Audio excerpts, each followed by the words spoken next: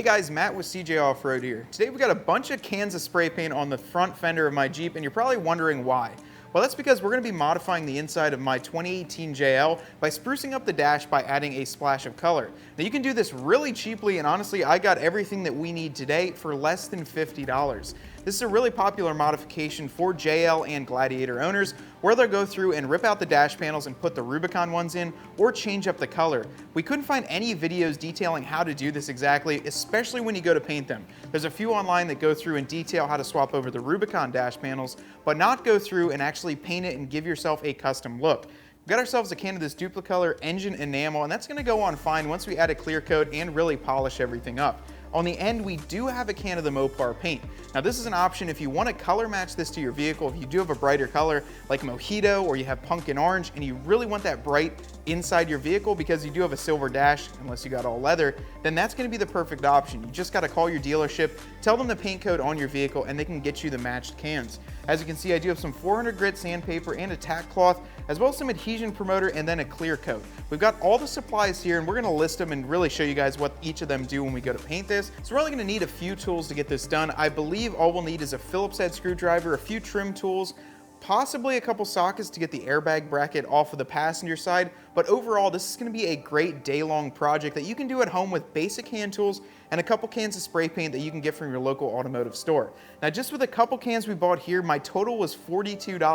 That was from a local auto parts store, and that is really cheap considering the red dash panels are over $250 for the pair, and you don't get to customize them. So overall, I think this is a great value to really change up the look of your vehicle, do something on your own, and really customize your Jeep. So if you guys are new to the channel or have watched our videos and not hit that subscribe button yet, you want to make sure you do. We do all sorts of modifications to Jeeps, trucks, Gladiators, anything in the off-road world, as well as show you how to live the lifestyle that an off-roader does. So make sure to go down below, hit that subscribe button, and also click the bell. That way you know exactly when we drop a new video, because we're doing some crazy things like this, modifying the interior, dropping Hemis in. We do all sorts of cool stuff here at CJ Off-Road, so make sure you subscribe. So we've got our hood popped open. Obviously the first thing that we need to do is disconnect our negative and positive battery terminals.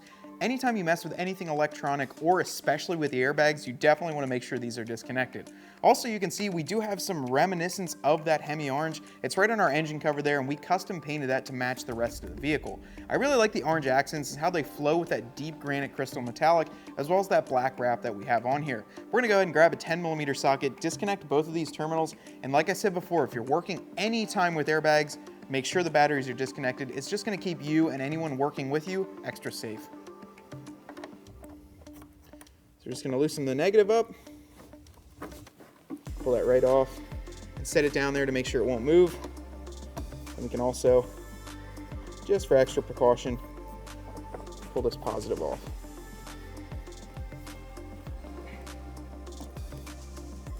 So with the first step complete, we can now move inside the vehicle. I'm going to close the hood here and just make sure nothing moves around. That way we're completely isolated and I don't have to worry about any of those airbags going off when I work on them. Let's hop into the driver's seat and we'll start pulling apart the dash so we can get to painting. All right guys, well we're inside the Jeep, and as you can see, this is pretty much what a stock Wrangler will look like. Unless you've got the red Rubicon in there or you have the leather dash, we've pretty much got this light gray going on the dash, and while it looks all right, it just isn't as aggressive as we want the Jeep to be. And me, as well as many other Jeep owners, really love to customize and add our own custom touches to this Jeep. I even like inside the cluster here, we've got some orange already going on. So I think that by pulling all this off, we're really gonna see an improved look. Now I'm gonna show you exactly how to do it. It really isn't that daunting of a task. Once you follow the instructions I'm gonna give you, it'll make it a lot more easier for you to do this at home and seem like something that you can do yourself. This really isn't that hard. Once you start going into here, we've already ripped apart the entire dash, installed radios, all sorts of fun stuff. So once you get this done, you'll definitely be confident enough to pull apart your dash and add a custom touch to it. Now, the first thing that we're gonna do is remove this trim panel here using a trim removal tool. Then we'll start pulling apart the radio, the bezel, and getting these dash pieces out. So let's get started. So the first tool you're gonna need is this lovely trim removal tool. You can buy a pack of these from CJ Pony Parts. They're really cheap, and if you're gonna be doing anything inside your vehicle, this really is the tool to have. We're just gonna start on the passenger side here, grab underneath this, pull it out towards us, and just work over towards the driver's side. You'll hear the little clips popping out. It's okay, nothing's breaking. And then behind here, what we're gonna do is there's two connections, one for the center, and then one for the push button start. So those will both come out, and we can set this aside. The next thing that we want to do is remove the bezel around our screen. This will be different sizes, but it will only be held on by 2 Phillips head screws at the bottom. We're going to go ahead and get those pulled off. Once again, keep all the nuts and bolts too that we pull off in a safe spot. I like to just throw them in the cup holder. So get those pulled off. And then you're going to go ahead and pull at the bottom of the bezel. Work your way towards the top. It's going to be held on by the same type of clips we just removed. They'll do this nice and evenly, and we won't break any tabs. I think we got all of them. So 1, 2, 3, 4, 5, 6 on there. These orange little clips will pop off. If they stay in there, just pull them back out and slide them on, so we can set this aside as well. So the next thing that we're going to do is actually pull out the 8.4-inch screen. Since we're going to be messing with the dash, I don't want to scratch this up while it's in the way.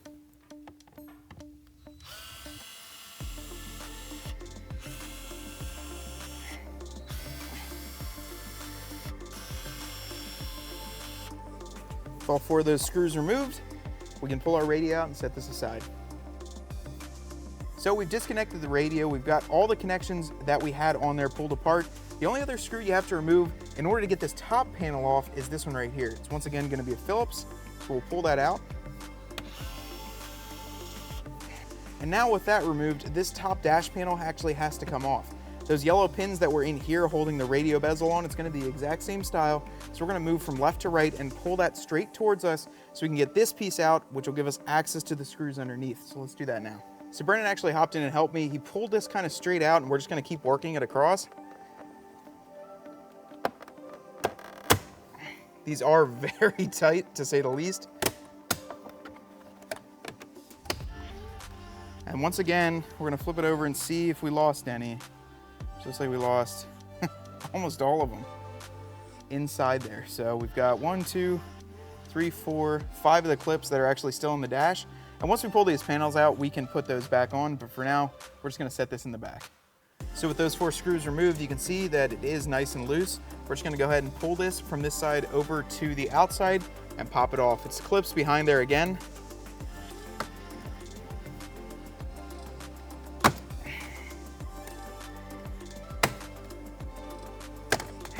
So we've got all the orange ones here that stayed on the bottom. So there's only really 4 on there. And then these clips up top are actually what held the top dash panel in. So we do have everything. Once we pull this all apart, we'll show you guys how it works. You know, pull these vents out and really get a nice paint job on these. But there you have it. First dash panel removed. Not too bad. We're only about 20 minutes in and only used 2 tools so far. So doing pretty good. So this side, we do have a little bit more to work with. The first thing that I'm gonna do is pull out these top 4 screws. We have to pull off a panel here and then actually drop our small glove compartment and go underneath and remove 2 more bolts. But first, Phillips screws on top.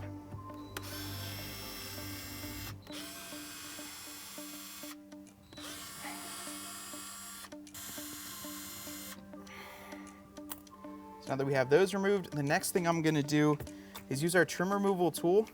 There's an airbag little cover here that goes in between, and we'll pop that out as well. So I'm just gonna get under there, a little trim removal tool into my finger.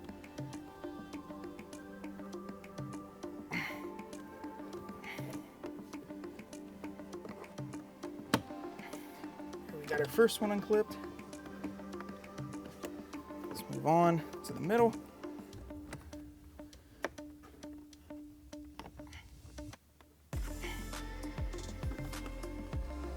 Oh boy, these are really tight in there. So this is one thing we've been hearing online and reading the forums who have ripped apart their dashes and changed them to the Rubicon, is that some of these are actually zip tied in, and I didn't want to believe it, but here it is in my Jeep. You can see a nice black zip tie right in here to hold it into place. Not really sure why that's in there. I'm sure once we get this all pulled apart, we can figure it out. Also, we did manage to pop off some of those blue clips, so we're gonna have to pop those back on when we go to reassemble this. So there are gonna be 2 screws that are underneath this panel, and honestly, I'm gonna have to use a 7mm with a really shallow head ratchet there to get those off because this grab handle is right in front of it. So we're just gonna go ahead and pull these off, or at least get them started with this, and then we can get them by hand the rest of the way. Grab them by our fingers and we can pop them right out. So there's only 2 in there, not too bad. It's the only different tool we've had to use so far, but I think we need to remove 2 more bolts that come up from underneath, and that'll be a socket to be determined. I think it's gonna be a 13 or a 15. We're gonna go ahead and drop our glove box now by lowering it down, popping the side of it off, and then you've got to push in here a little bit to get it out to you. So these are the 2 bolts that you have to remove. They are right underneath here. You can actually just look up and feel them, and they are 13mm bolts. So just pull both of those out. That's the only other tool we've needed so far, and we're gonna set those in the cup holder as well. We've also disconnected a yellow plug. It was a connector for the airbag, and that's gonna be up on the left side. There's gonna be a tab on the back side of it, and it's up in the upper left-hand corner of the glove box. With all that removed, we should be able to pull this out, and I think there might just be a couple clips holding it on. So let's find out. So here's gonna be everything disconnected. You can see we've got the entire panel out here, and the airbag is sitting there in place. I don't think we're gonna have to pull this out because we're only gonna be painting the front side of this, so we will pull out the air vents and such, but we've got everything pulled apart. You can see there's that zip tie right down there, and we should be good to go. Now that we've got both of the panels off, we're gonna go ahead and move on to the next room, get our table laid out with all the supplies we need, and start prepping them. If you wanna see what else we're gonna be pulling off and painting to match these dash panels, you're gonna have to wait till the end of the video and we'll do a full reveal of what the entire interior looks like, but that's gonna have to be a surprise, so make sure you stay till the end. We're gonna go over to the other room and start getting prepped. So it is the next day here. Honestly, you can get this done in a couple hours, but we started after lunch, so doing this, you want to kind of do it in one shot when you do the painting. And we've got everything laid out here, plus we pulled out the vents. So the vents take 3 screws on each. Ironically enough, ours had 5.5mm screws on one side and then Torx bits on the other side. So it was a little bit different, but we do have everything apart, and then we even pulled the chrome trim bezels out of here. Now what I'm gonna do with those is we're actually gonna paint this entire thing orange. You can either tape this off and leave it black, but I actually saw one guy on the internet, he did it with a Mojito Jeep. He painted the whole thing Mojito, painted the trim rings around it black, and it looks sweet. So we're gonna kind of try and replicate that to give it some depth here, because you do have a little bit of section that goes into the Speedo and the tack. So we're gonna go ahead and just do all that. Another thing that we did is we actually took out the airbag and we taped that all off with some masking tape and some nice kind of cardboard paper there just to cover it up. You don't need to do that, but we just kind of did it because we wanted to take the airbag out. It makes it a little bit lighter, a little bit easier to work with. So we're gonna wet sand these with a 400 grit sandpaper and some nice warm water because it is cold here in Pennsylvania today. And what we wanna do is get any of the shine and anything off of this that's gonna cause any interference with when we paint. We wanna get any of the shine off to make sure that we actually adhere to the plastic. Plus when you sand it, it's gonna give some nice grooves in there that you can actually grab the paint onto. Now you don't want to groove it too much or else you'll be able to see those lines when you put the final coat on, and depending on what paint you choose, it might be a little thinner, so you might have to put more coats on. But the first thing that we're going to do with both of these, as well as those chrome bezels here, is we're going to just sand them down with a 400 grit and use some water here. So let's get started.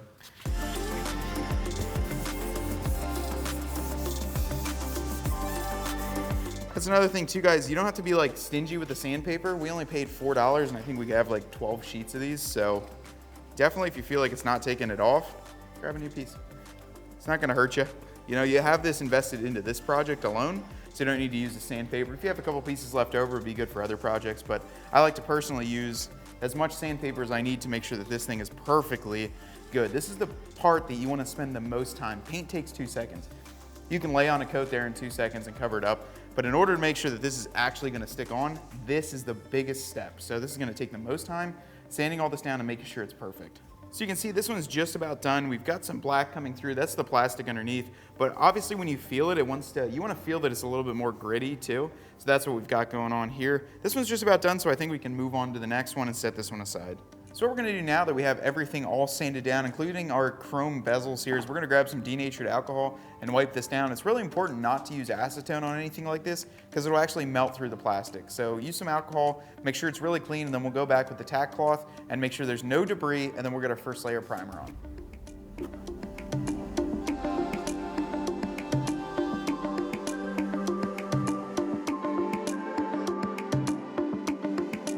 So we're also going to use the tack cloth on here. This is really going to just get any fine dirt or dust particles off of this. We'll just go over the entire piece with a nice light pass. We'll do this on every piece that we're going to be painting. So just because we are going to be painting two different colors there, I wasn't planning on doing that in the beginning. We did pick up a can of this white primer. Now we're going to be putting this on after we tack cloth it, got it all cleaned up, just to make sure we have a uniform surface to paint on. Now what we're going to do is throw on our masks here to make sure we're not breathing this stuff in the entire time, and just give it a nice light coat over the entire thing. Give it the proper cure time. We might use a heat gun to speed that up a little bit. And then after that, we can get on to the regular paint. But first, a primer if you are planning on painting that black section, just to make it more uniform amongst the rest of the pieces.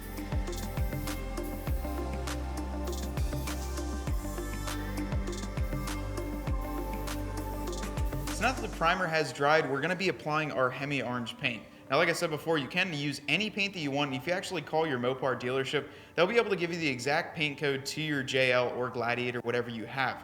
Now, if you want to do that, give them a call. They'll send you a smaller spray can, and you do have to buy it. It's a little bit more expensive, but you can choose any color you want. So go into your Home Depot, AutoZone, anything like that. Pick a color that you want to accent your Jeep with, and after the primer's on, you can go crazy by applying any color you'd like. You can even mix match them and put different colors on different pieces. Do whatever you'd like, but overall, it's going to be pretty much up to you what color you want to do. But right now, we're going to start applying this orange so we can match it with the Jeep.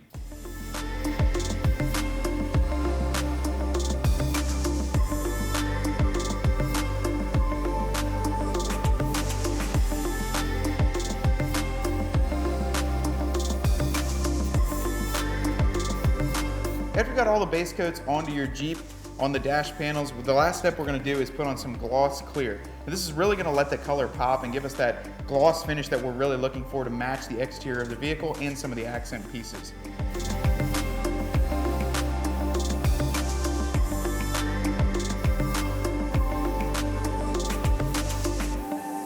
So as you can see, we've got everything painted here. Gotta let it dry for a few hours, and then we're gonna install it back on the Jeep. All right, guys, well, we just finished installing everything back into the Jeep. It was just as simple as removing everything, just basically reverse the process and install it back on there. Overall, it wasn't too bad. We did have to let the paint sit and cure overnight. Now, you're gonna do that based on the recommended time on the back of the paint can. And then once the clear coat is on there, you really wanna make sure it's baked and completely on there, nice and dry before you start putting it in here. You don't want it to rip off or mess up that hard paint job that you just installed on there and how great you made it turn out. Overall, guys, I think it turned out absolutely awesome. So let's hop in and check it out.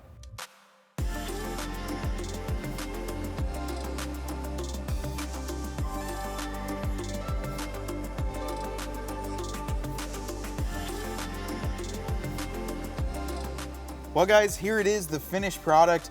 I think it looks absolutely incredible, and the surprise we were talking about, we actually color matched the steering wheel. It was pretty much the exact same process to rip it apart. We just had to hide it. I hated to keep a secret from you guys, but I wanted to give you something to follow along till the end, and overall, I think it turned out absolutely amazing. I love the little black rings here and the way the orange is through the gauge cluster. It completely transformed the inside of this Jeep, and I can't wait to just drive this thing, especially when I have the top and doors off. You're really going to be able to notice this orange and see all the hard work that you put in. Now, overall, this will work with any color you choose and really give you a nice custom touch to the inside of your JL. And like always, if you aren't subscribed to the channel, make sure you do, because we're going to continue to modify these Jeeps and do crazy DIY things that you can do at home as well. So hit that subscribe button as well as the bell to make sure that you get all the notifications when we make a new post, and you can come check out our great content here at CJ Off-Road. Until next time, guys, I hope you guys love this video. If you have any other ideas about color matching or any DIY things that you want to see, be sure to drop a comment below. And until next time, see you guys out on the trail.